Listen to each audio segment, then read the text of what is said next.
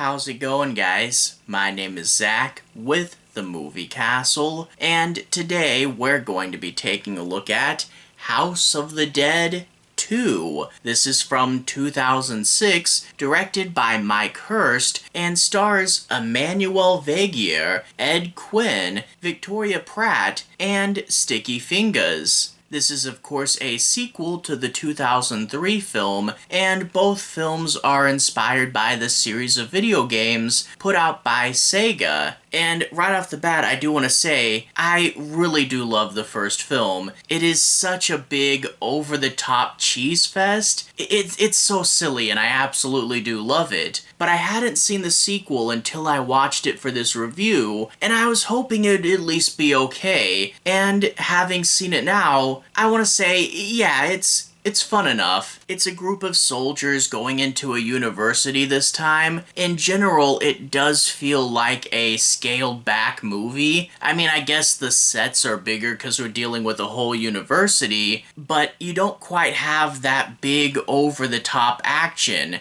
You know, the spinning cameras, the prolonged rhythmic action sequences. This one just doesn't feel as big and as over the top. It's a fun zombie movie that tells jokes, and those are always appreciated. But I think the biggest difference between Part 1 and Part 2 is Part 2 tells jokes, but Part 1 was the joke. And in general, Part 2 is a good enough zombie movie with a sense of humor behind it. While Part 2 does have its moments, it just never gets as big and as over the top. And the humor's fun, but man, the first one had so many baffling decisions. And there's energy here, but it's not that manic, insane, over-the-top energy that the first one had. Overall, I do like it, and if this was a standalone zombie movie, I would say, yeah, it's fun enough. It's a B-side, but a good enough B-side. But man, when comparing it to the big, chaotic mess that the first one was, you can't help but notice that it's a few steps down. Overall, I liked it okay,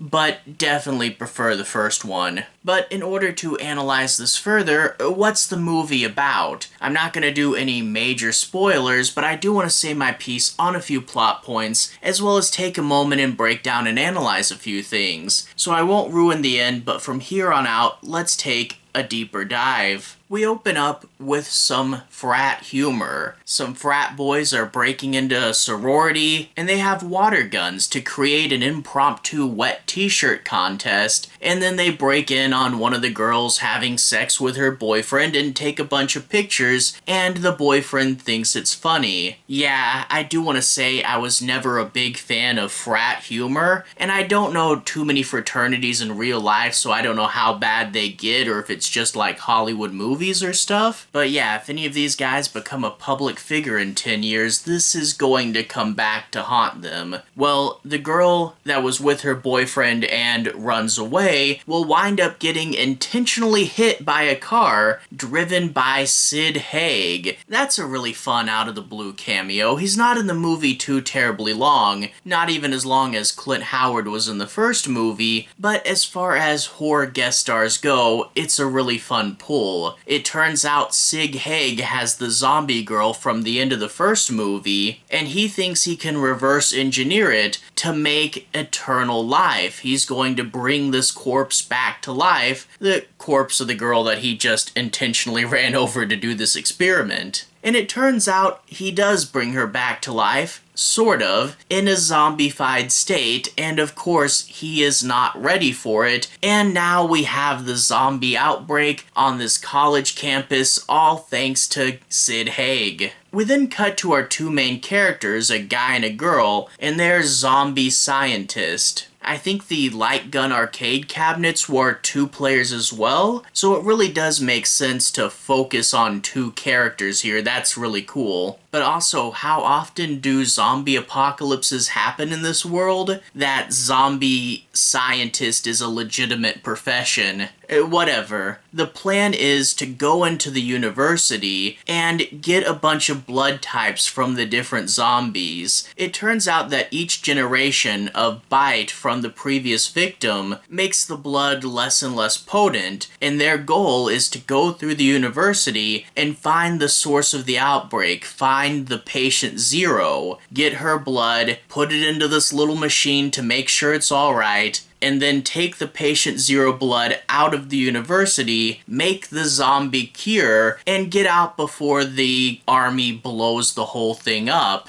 And I will say, we see the zombie girl from the end of the first movie right off the bat, and I do have to wonder why they couldn't use anything from the island on the first movie to make a cure. Are you telling me nothing there survived that was as good as the zombie girl from the end of the first movie? Was there really absolutely nothing left that you could use? And you may say, well, what if they didn't know about the zombie island from the first movie? Well, yes, they did, because you know who their boss is? Ellie Cornell, the police officer from part 1. I have no idea how she survived that, but apparently she did. She's in a wheelchair now, but other than that, she's alive, so...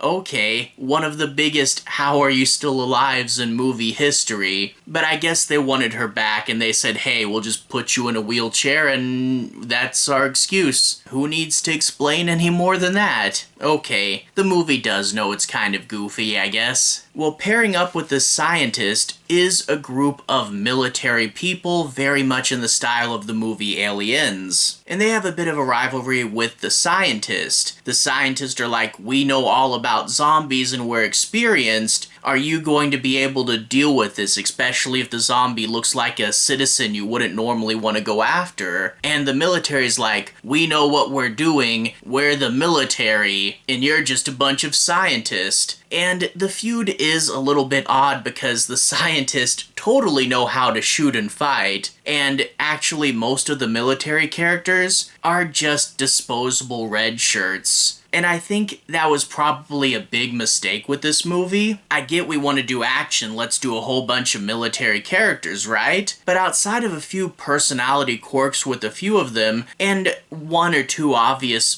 bigger characters, most of the military characters are kind of flat, and it would have been a much better decision to just have the two scientists go in and have the other side characters be people who survived at the university that kind of tag along for a while. I mean, just think, instead of a bunch of generic military guys, you could have had a professor, a cheerleader, some sort of college stoner character maybe. You could have gotten a lot more out of your college setting, which is another thing I do have to complain about a bit. They get their team together, they go to the university, they only have a few hours before it blows up, but they don't really get their mileage out of it. I would have loved to seen a bunch of different set pieces themed around different parts of the university. We get a few, I mean there's a library sequence and a football field sequence, but we could have pushed it so much farther. They say the university has underground tunnels connecting things, which you think would be fun, but it really just turns a lot of this movie into wandering around generic tunnels. A university is an interesting section. They went all in with the frat humor on the first part, but then after that it barely feels like a university movie. The movie is also a little bit meandery, where they just kind of wander around looking for that patient zero, rather than following a train of clues to get to her, and they also split up, which makes no sense because they only have one blood tester machine. What are they hoping to look for if they can't confirm it? And I will also say there is some pretty dumb character decisions in here. Yeah, I think that person acting very strangely is totally a survivor and not a zombie. And boy, so many people get bit and they just want to not believe that they're going to turn. And there's a whole lot of stupid deaths out of these characters, including a few that you'd think they get a lot more mileage out of, but they really don't.